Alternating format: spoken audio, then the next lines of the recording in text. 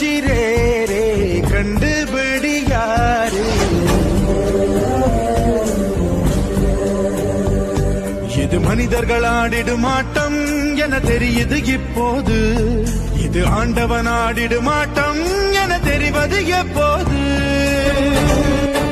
ஐயோ இந்த ஆட்டத்தில் முடிவே இல்லையோ. ஐயோ இந்த கூட்டத்தில் ஓய்வே இல்லையோ. பல ஆயிரம் ஆசைகள் உண்டு இவர் இதயங்கள் நினைப்பதற்கு. இந்த மனிதர்கள் தெய்வங்கள் இல்லை இங்கு நினைத்ததை முடிப்பதற்கு.